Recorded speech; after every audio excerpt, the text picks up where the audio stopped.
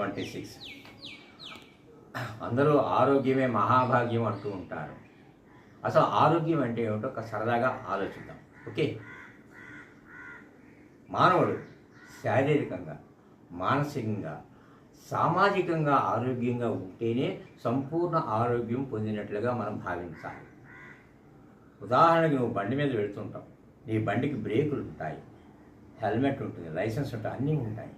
అదేవిధంగా నాకు అన్నీ ఉన్నాయి కదా అనుకుంటే సరిపోదు. ఎదురుకుండా వచ్చేవాడికి కూడా లైసెన్సు, హెల్మెట్లు అన్నీ ఉండాలి, వాడి బండికి బ్రేకులు కూడా ఉండాలి. అప్పుడే మనం సుఖంగా జాగ్రత్తగా ఇంటికి వస్తాం. సమాజానికి ఆరోగ్యంగా లేని కారణం చేతే దొంగతనాలు, దోపిడీలు, హత్యలు జరుగుతున్నాయి, యుద్ధాలు ఎందుకు జరుగుతున్నాయి? సమాజానికి ఆరోగ్యం లేని కారణం చేతే. అంచేత మానవుడు శారీరకంగా, మానసికంగా, సామాజికంగా ఆరోగ్యంగా ఉంటేనే అది సంపూర్ణ ఆరోగ్యం పొందినట్లుగా మనం భావించాలి. నమస్తే, ధన్యవాదాలు.